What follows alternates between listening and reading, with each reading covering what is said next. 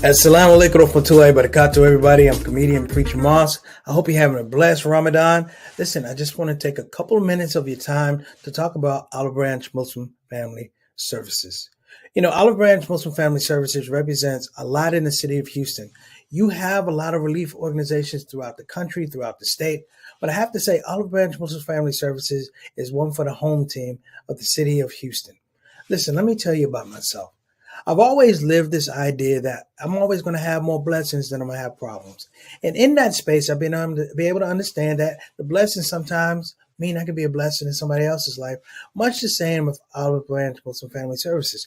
Years ago, maybe 2 years ago, we had a video and it asked the profound question, imagine if it wasn't an olive branch. Not so much the organization, but the absence of compassion and mercy. Imagine if there wasn't an olive branch. Not so much a question, but a reminder of prophetic tradition that all of our prophets who have came to advocate for the poor and uplift the suffering. Imagine if there wasn't an olive branch. Thinking about that. OBMFS. I changed the letters from Olive Branch Muslim Family Services and dug a little deeper, thinking about that prophetic tradition. So Olive Branch Muslim Family Services is really Olive Branch's mission is family success. We need your help. While you're writing out that check, brothers and sisters, think about that. What's a world without compassion? What's good music without good instruments? What's a president that's distrustful and not honest? Okay, let me get back focused. In any event, imagine if there wasn't an olive branch. Let me remind you. We just need help. Imagine if there wasn't an olive branch. Muslim Family Services at your command. The people who help people have to say. We need your donations, don't delay. We all have struggles from time to time. But leaders dedicated is what you find. Before another person sheds a tear. Support Olive Branch, you don't have to fear. Olive Branch Muslim Family Services. Action you can see. Compassion you can feel. Sing it with me. Ooh. Ooh. Assalamu alaikum warahmatullahi wabarakatuh, everybody. I'm comedian Preacher Moss, host of the SOS the Shout Out Show. Shout out to everybody that's celebrating Easter. Happy Easter to you, to everybody else. Hope you're having a great Sunday. I forgot, brothers and sisters, I'm remiss because I forgot to tell you that I have to work today. I'm performing and hosting the Ramadan Gala, Ramadan fundraiser for Engage in Houston, Texas. So listen, I forgot, but I didn't forget you. So I hope you accept this little show that I want to give you, and I'll be back live tomorrow, inshallah. As we say, Allah is the best of planners. And like I said, it's day 18. We're working towards the end of our fast, prospectively. Inshallah, I hope to get back to fast tomorrow. And I just want to say that I want to salute everybody. When I say everybody, I want to salute everybody that just made intentions to fast. This is not an easy thing, but I think the other part of it, you have to really understand a lot. Today's show is kind of a concentric understanding of how I live my faith, how I try to live my faith, and how I try to understand the people around me and the world around me. This is a philosophy in some regards, it's a belief structure in some regards, but it's my truth, it's my reality. And my reality is I have more blessings than I have problems. That's it. I have more blessings than I have problems. If anybody said, what did you learn for this religion, being Muslim? What did you learn being Christian? What did your parents teach you? Grandparents, auntie, everybody? What I learned was as I went through life, looking forward and even looking behind me, I realized that I had more blessings than I had problems. the problem that you have sometimes can be overtaken by the fact that you don't recognize the blessings in front of you.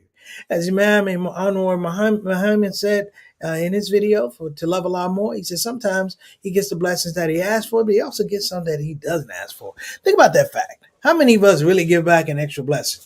Nobody. So we're going to talk about that here on the Shout Out Show. Thank you guys for tuning in. I'm hoping that we're going to have some really good discussion. Don't you guys move. Remember, you have more blessings than you have problems here on the Shout Out Show.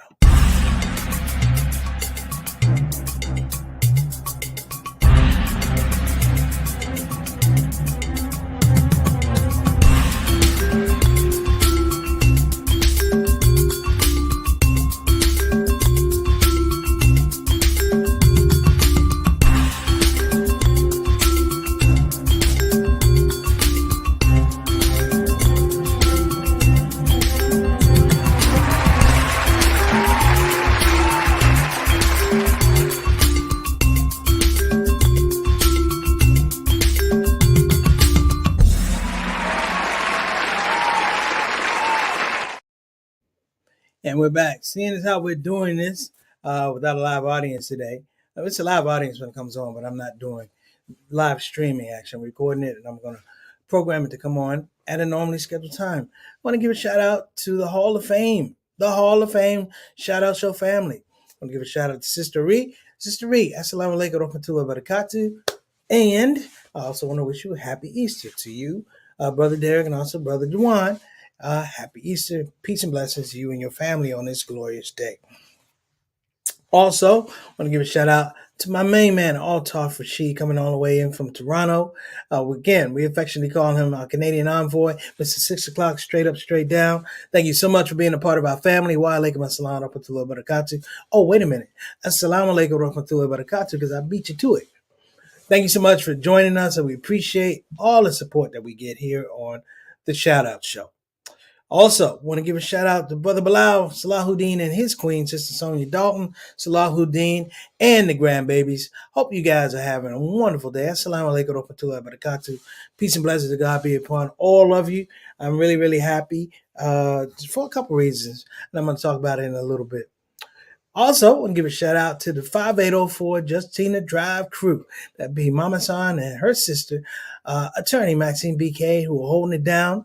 Appreciate you too, just making things work. You know, we had to go through recovery with Mama San. She had some health issues. We had to bring her back, and then she had to bring herself back. And right now, this is just a blessing to be able to see another Easter. So I'm very, very happy in that regards. Also want to give a shout out to the Moss family, the Foster family, the Griffin family, the Bethel family. I want to give a shout out to all of them, all of my extended families that are out there. Peace and blessings to you. And my brothers, of course, my brothers Rick, my brother JT, and my other brothers. We don't talk as much. Even Moammer and Azur Isman. I'm going to give them some love too. All my sheikhs, my Islamic scholars, peace and blessings to you. All my Islamic scholars are actually my friends, by the way. Imam Zayd, Imam Siraj, Dr. Jackson, Imam Talib, Imam Wazir. I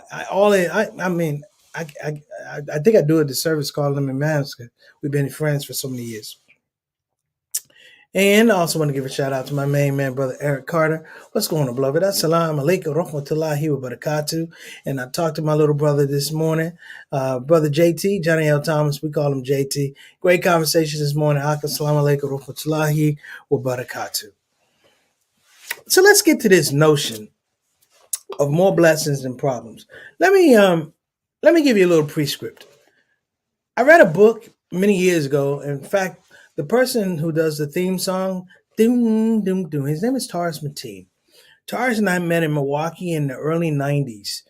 We both got ripped off for working at a place called the Jazz Estate. He was touring with Terrence Blanchard, famous trumpeter. If you watch any of the Spike Lee movies, he does a lot of composition and musical direction for the Spike Lee movies. And Taurus was the bass player, stand-up at the time, and I was a comedian. And it was so funny, man. It was so funny. We kind of struck a chord. We decided to hang out. They put him in a really bad hotel. Like, it was one of those hotels, like, if you want to roll over in your bed, you had to go out of the room first and switch your position. It was one of those joints. And we realized that we were both Muslim and we realized that it was a space problem because we were trying to pray. He gave me a book, and this was just an incredible book. You may have heard it before, I'm sure. It's called Futai Gaib, or Futai Gaib, which is Revelations of the Unseen, talking about things that happen in the unseen world. Now, this is a big deal for me, well, the young Muslims, because you talked about paradise and things like that, but we're really talking about aspects of the unseen.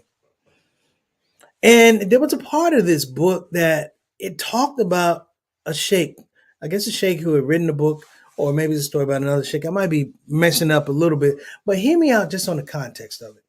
That there was a sheikh and he was traveling, and I think his mother had sewn pieces of gold into his garment so that, if someone robbed him, they wouldn't find it because there were bandits on the road where he was traveling.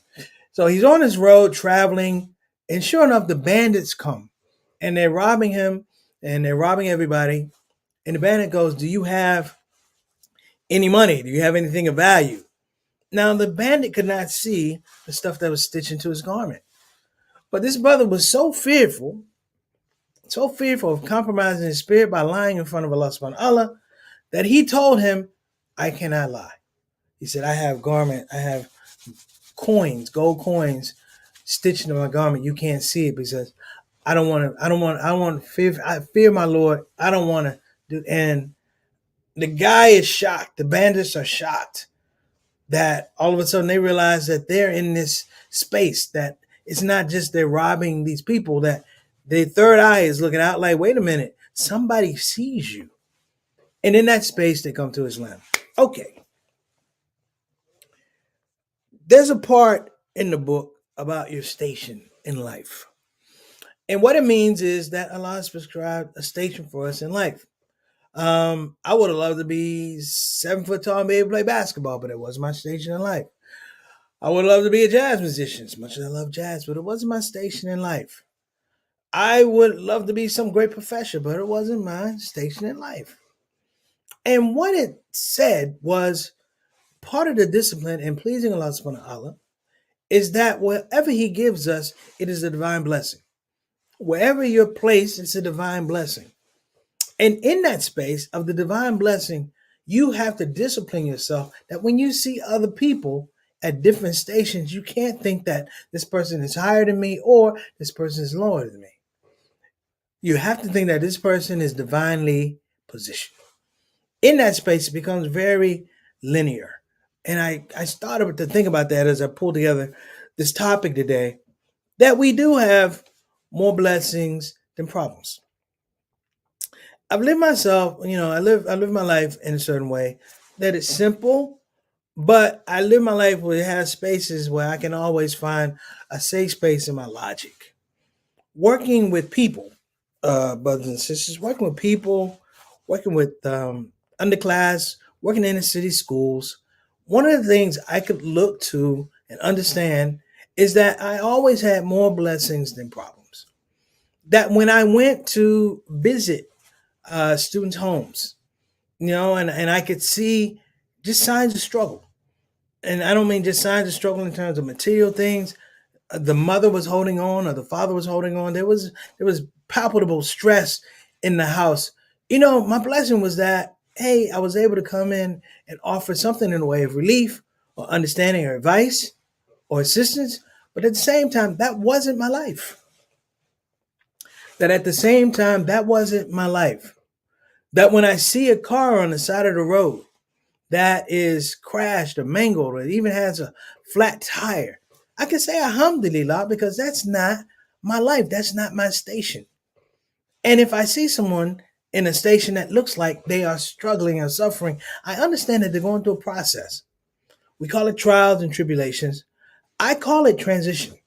That people are going through a transition. In that time, you also have to look at sometimes you have to say, well, alhamdulillah, they're going through a transition, but I'm blessed to see what that transition looks like. Case in point, many years ago, before I became Muslim, we would see Muslims. We would make jokes about Muslims. We would laugh about Muslims, particularly in the Nation of Islam. They were around.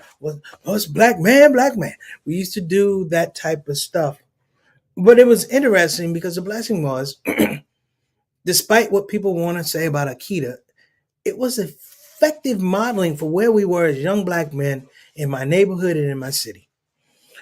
That the idea that men will wear suits and it not be Sunday or a holiday somehow resonated with me. And I understood the blessing because I could watch them actively engage in lifting people up, actively engage in asking people, how are you? Putting something in people's hands, whether it's a newspaper or dinner or something like that. And I could see and visibly appreciate the work that was out there.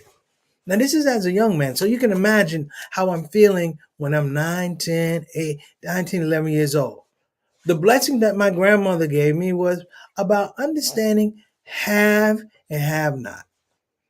One of the cookbars I heard on Friday, my brother Khalil, he talked about enoughness. That enoughness is a primer for understanding what your blessing is. Too often in life, and I can be guilty of this, but too often in life, people like to look at other people's lives. People like to peek at other people's lives. If you look at social media is take a look at my life, take a look at my products, take a look at what I'm framing for you is my life. That's it. Now, don't get me wrong, there's good stuff on Instagram, there's good stuff on TikTok. But for the most part, people are going, take time away from your life and look at my life. But when I thought about that book, Futa Agaib, and understood stations, that we all have a station in life, it became very, very apparent that this was a very, very deep, philosophical and profound understanding of a blessing. See, people don't understand the blessing that your life is not someone else's life is probably the biggest blessing of all. Years ago, I had a friend call me. I was in college. Called me up. He was distressed, and his girlfriend had broke up. He dropped out of school. We'd all tried to deal with him, trying to help him out. He listened to us. He rejected us. We went through this whole process with him, with societal suicidal ideation. I guess that's what they call it now. And at one point, I said, "Well, we have to just ask the question: is this what you're trying to do?" So he called me one morning, and he went through this whole thing how he's going to kill himself and da da da. He said, He said, why are you silent? I said, let me call you back. He said, you going to, I'm getting ready to kill myself. I said, no, if you're going to kill yourself, I gave you time all the times before you didn't kill yourself. Give me like 10 minutes. I'll call you back. I called him back 10 minutes later.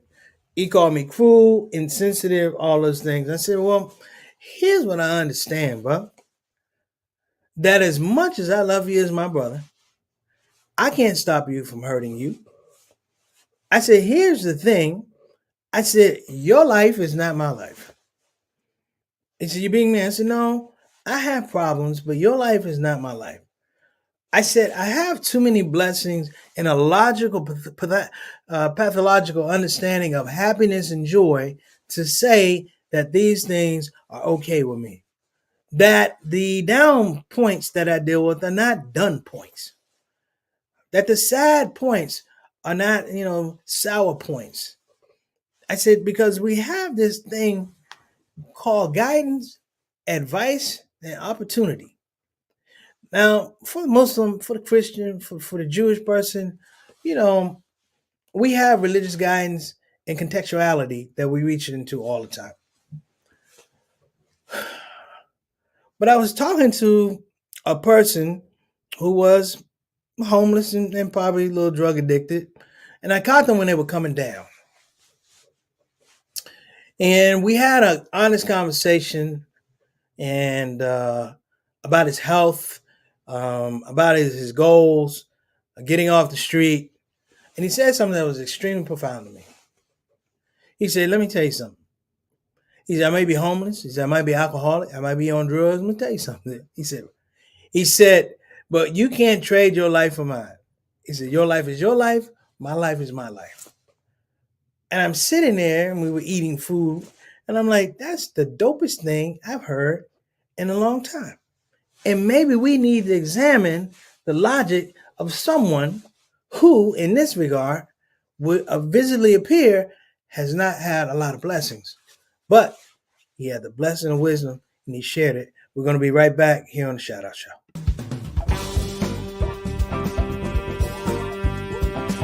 Hey, babies. Welcome to Radio WCUC, Convenient Urgent Care, home of the smart patient. This is DJ What It Do. You know what time it is. It's the top of the hour, and the request lines are open. You know what you want to hear. I know what you want to hear. Operators are waiting. I just got to hear Don't Get the COVID. Don't get the COVID. Put your mask back on. The Delta COVID, more contagious than before. Don't get the COVID. Go on and get the vaccine. You know that it can keep you safe, and your people living up in your space. Don't get the COVID. You need to wash your hands. The Delta COVID is more deadly than before. Don't get the COVID. Go on and get your vaccine. You know that it can keep you from dying. Don't leave your family all alone and crying. Don't get the COVID. We invite you to join our fight against COVID and against misinformation. It's time to listen to the doctors and trust the science. When I think of people dying that don't have to die, it makes me sad. Now's the time to be sober. Together we can make this thing over. Let's fight the COVID. Convenient urgent care, home of the smart patient. You know, I rarely get to do it. I want to give a shout out to the director of that video, Brother Kirk Douglas out of Austin, Texas. Amazing photographer, cinematographer, amazing director, man. We had so much fun on that video. He just reached out to me. Hopefully in the pipeline, we'll have some more stuff coming your way. But shout out to Kirk Douglas, man. We appreciate you, and we'll talk soon. I was talking about the wisdom of this person who looked like he had nothing, who upon a visual space, if you will, we were visualizing things, had his life, possessions, and a cart, was living in something of a condo cardboard box, urinating in a little bottle over here, dealing with substance abuse, and it was kind of chilly. And we were talking to him as we fed him, as myself and some other folks. And he said, for all these things that you see me doing, he goes, this is where I'm supposed to be. He said, you're where you're supposed to be is where he said, and let me give you this. He goes, the blessings could flip. He said, the blessing could be that as you're sitting here learning about life, you could become homeless. And the blessing is you're on the street, but you have knowledge forthwith of how to handle this situation. I never really understood that until I was in a situation, brothers and sisters, as an adult, where my money got funny and I had to find work. And I was literally locked out of my place because I didn't have the money for my rent. And I was on the street. I was in a car, but I was on the street. And I remembered the conversation that this man had because I was trying to be this comedian out in California. And the blessing that I remember was, you know what? Don't spend all your money. Go to the bakery and get day-old bread. Don't get a Wonder Loaf. Get day-old bread. Get dry goods because you don't have a refrigerator. He said, get water. Why? Because you could drink it and you could wash in it. And I'm like, mashallah. I'm thinking about this guy so many years later, and he talked about what your station was. Now, we don't know why our stations change, but I can tell you this. You don't have time or energy to question why your stations change. It's interesting that when our fortunes go up, we're happy. But when our fortunes go down, we got a lot of questions. We got a lot of doubts. Why me? Now, when we're winning, everybody says, why not me? But when you're losing, you go, why me?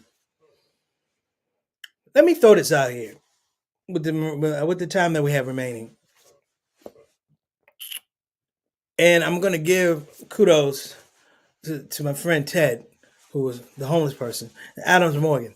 I'm going to give kudos to Ted because Ted sparked something in me when I was thinking about the fact that we have more blessings than problems. If you think about how the world is arranged. The world is arranged in many regards to get you out of your natural excellence, if you will, to make you more or less who you are, detriment on both sides, right?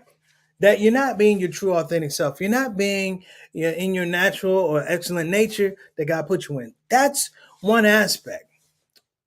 But it's interesting because we're very, very visual. I always say that the trick of Shaitan is Shaitan can make you see things that aren't necessarily there. That he can craft emotion and help you craft emotion where you begin to see things differently. So that person over there, you don't know them, but somehow they're inferior. That person over there, you don't know them, but somehow they should be subservient to you. You don't know that person over there, but somehow, and you come up with all these things that you're seeing. I say with emotional visuals, you're seeing all these things about these people you don't even know. But I thought about my good friend Ted. May Allah be pleased with him wherever Ted is. Ted touched me this day. Because Ted said something that is demonstrably true and profound. Ted said, Preacher Moss, that's what he said, Preacher Moss, no breaking, Preacher Moss. He said, let me tell you something about life. I said, yes, sir, because he was an elder. Yes, sir, Mr. Ted. He said, all these people walking around, see, they don't want your life. He said, what they want from you is they want what your life has, but they don't want your life. I said, explain. He said, some people, they want your bank account. They want your girl. They want your wife. They want your business. They want your fame. They want the adoration. They want your health. He said, all these things. They want all these things about your life. He said, but in the end, they don't want your life. I said, why, Mr. Ted? He said, because to have their life, they have to take it. He said, and to take your life is called murder. It's not called assurance. It's not called all of these things. And I sat back and I was like, you mean in some regards, they have to kill you? He said, yeah, they have to kill you. And as we talked more and more, he talked about how people kill through ego and arrogance and racism and sexism and war. He said, people take lives because they can't have your life. So that right there, brothers and sisters, is always going to remind me that I have more blessings than problems. Because in my station, I'm protected. In my station, clearly I understand that people can't take my life. And if they can't take my life, then who's giving me my life? Now, this is a philosophical, religious, theological question that a lot of us ask. That's been the way it's been. But the idea, brothers and sisters, that a core group of skills is given to each one of us. If we're lucky, 2 eyes, 2 nostrils, 2 legs, 2 arms, head, functioning brain. He said, but in that understanding, he goes, life is abound, shaped by experiences, good, bad, indifferent, and in between. He said, but the thing that never happens is no one, hear me now, no one can take your life. And then he went even further.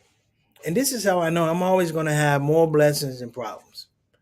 It's because whatever happens, brothers and sisters, if someone took my life, Allah has planned it. They can't take my existence. And on that note, brothers and sisters, I would hearken all of us to remember good times, bad times, sad times, happy times. When you're feeling good and great, go find somebody that's not feeling good and great. Uplift, even when you're trying to uplift yourself. Why? Mr. Ted was correct. He was 100% correct. He said, because your blessing is always going to be more because it's extended to people that can't see. Think of the story I told of the young man on the trail who got robbed. That the men who were robbing him they were bandits. Look at the nature of it. They were all bandits. They were criminals.